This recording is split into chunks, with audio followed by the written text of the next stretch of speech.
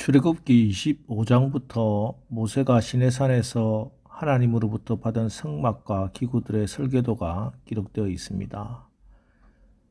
25장에서 증거궤와 진설병을 두는 상, 즉 떡상과 등잔대와 기구들에 대한 말씀을 하시고, 오늘 26장에서는 성막 본체에 대한 말씀으로 성막을 덮는 덮개와 널판, 그리고 성소에 사용되는 휘장에 대한 말씀이 나옵니다. 먼저 성막을 덮는 덮개는 4겹의 덮개로 덮였습니다. 먼저 덮는 것이 청색, 자색, 홍색 하는 짠 배실로 만든 세마포 덮개입니다. 그 위에 염소털로 짠 덮개를 덮었고, 세 번째 덮개는 붉은 물들인 수양의 가죽이며 맨 위 밖에는 해달의 가죽으로 덮었습니다. 여기 나오는 모든 덮개들은 다 복음적인 의미가 담겨져 있습니다. 맨 안쪽 덮개 세마포는 순결하신 그리스도를, 다음 염소털은 속죄일에 저주받아 채찍질 당하고 강요로 버려진 아사셀 염소, 고난당하신 예수님을 예표합니다. 그리고 붉은 물들인 수양 가죽은 십자가에서 흘리신 어린 양 예수 그리스도요. 해달 가죽 덮개는 예수님의 인성입니다. 사실 성막은 성막 밖에 있는 사람들이 멀리서 보면은 해달 가죽만 보입니다. 시커멓고 보잘것없어 보이겠지요. 고운 모양도 없고 풍채도 없은즉 우리가 보기에 흠모할 만한 아름다운 것이 전혀 없습니다. 그래서 믿음이 없이 예수님을 보면은 그저 세계 4대 성인 정도 이렇게 보이지요. 그러나 믿음의 눈으로 보면은 정금같이 빛나는 하나님의 영광을 보게 됩니다. 그래서 결국 이 4가지 덮개는 예수 그리스도를 통해 나타난 하나님의 사랑, 이 하나님의 사랑이 성도들의 생명과 건강과 재물을 다 덮어서 보호해 주십니다.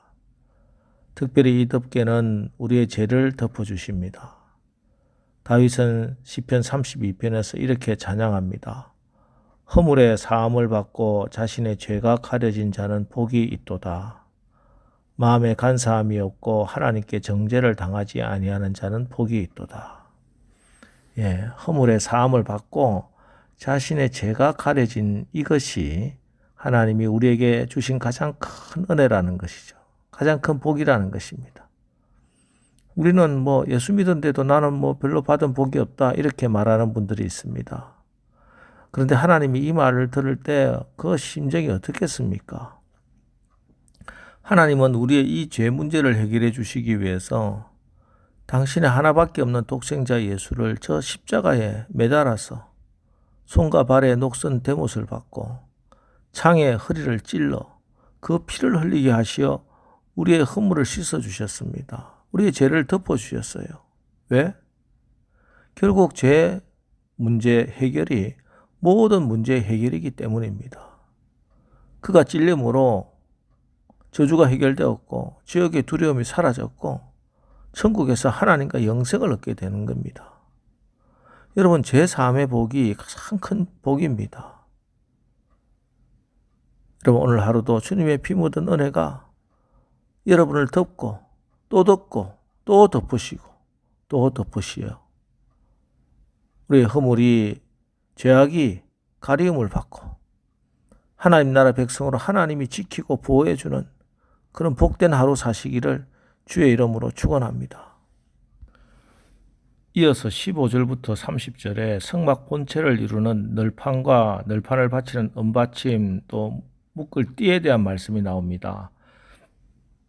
널판이란 성막의 벽을 이루는 부분입니다. 우선 널판의 재료는 조각목과 금입니다. 그러니까 조각목에 금을 싼 금널판입니다. 이게 조각목은 아카시아 나무, 또 시띠나무라고도 하는데 흔히 메마르고 황량한 광야에서 자라는 것으로 광야에 버려진 가치가 없는 나무입니다. 가시가 돋고 단단하고 질긴 것이 특징이지요. 이 조각목은 예수 그리스도의 인성을 뜻하고 금은 예수님의 신성을 뜻합니다. 그리고 이 조각목을 우리 성도들로 보고 금은 성도들의 믿음이라 이렇게도 해석이 가능합니다. 그렇습니다. 이 천한 가시나무 조각목이 금으로 쌓여 영광스럽게 되듯 버림받을 수밖에 없는 우리라 할지라도 믿음의 주여 또 온전하게 하시는 주님을 믿는 정금 같은 믿음으로 우리 가운데 성막이 세워지는 것입니다. 자, 그런데 각 널판마다 아래에 은받침을 2개씩 놓았습니다. 그러니까 널판이 모두 48개니까 은받침은 96개입니다. 이 은받침이 없으면 널판도 설 수 없고 널판이 틈이 납니다. 그래서 은받침이 중요합니다. 그럼 은받침이란 무엇을 의미하는가? 자, 이 은은 20세 이상의 군사로 뽑힌 이스라엘 장정들이 바친 것입니다. 20세 이상의 남자들은 빈부에 관계없이 반세겔의 은을 드려야 합니다. 이 은을 가리켜 속전, 즉 생명을 건지기 위해 지불하는 돈입니다. 그래서 이 은은 우리의 생명을 건지기 위해 희생하신 예수 그리스도의 희생을 뜻합니다.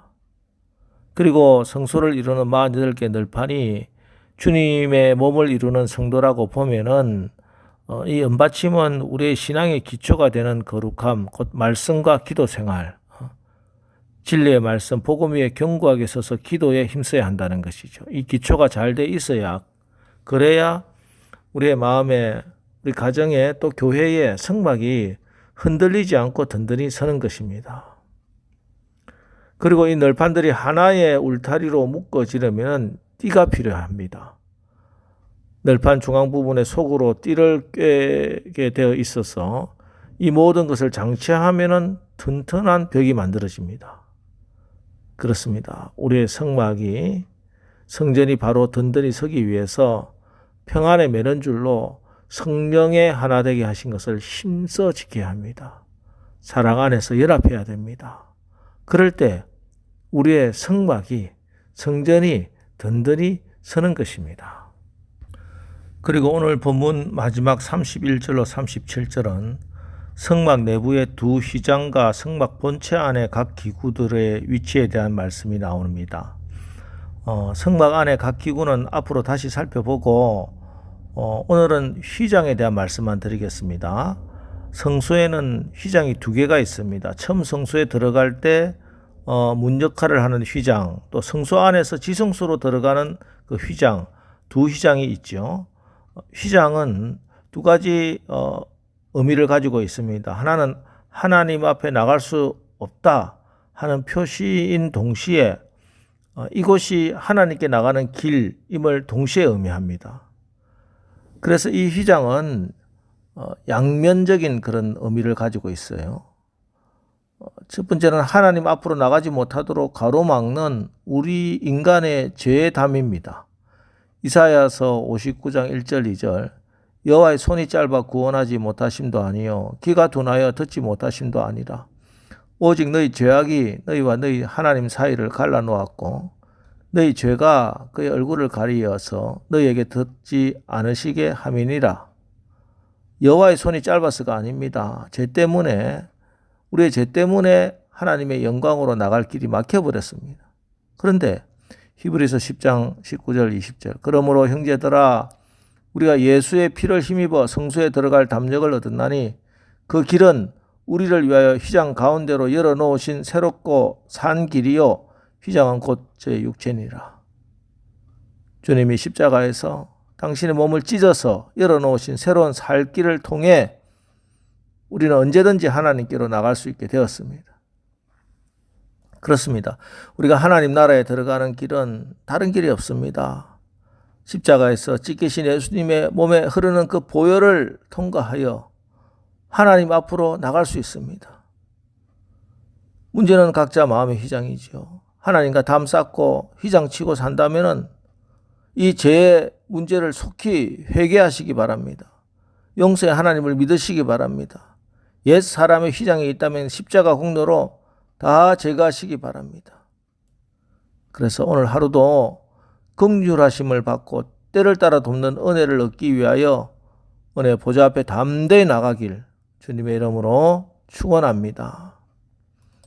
자, 기도하겠습니다. 하나님, 오늘 성막의 듣기에 대한 말씀을 받았습니다. 주님의 피 묻은 은혜로 우리의 허물이 가리움을 받고 우리의 생명과 건강과 재물과 가정과 교회를 듣고 또 듣고 또 덮으시고 또 덮어 주옵소서.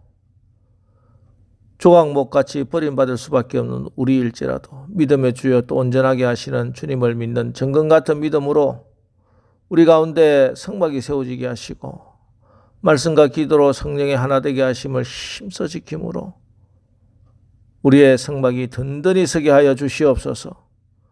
그리하여 주님의 찢기신 육체 십자가 보혈을 지나 하나님의 존전으로 날마다 나가 하나님의 영광을 보는 오늘 하루 되게 하여 주시옵소서. 예수님의 이름으로 기도합니다. 아멘. 자, 이제 오늘 하루도 우리를 주님의 보혈로 덮어주시고 십자가 보혈을 지나 때를 따라 돕는 하나님의 은혜 보좌로 담대히 나가게 하옵소서. 오늘 말씀을 의지해서 우리 다 같이 기도하고 나가겠습니다. 우리 기도하겠습니다.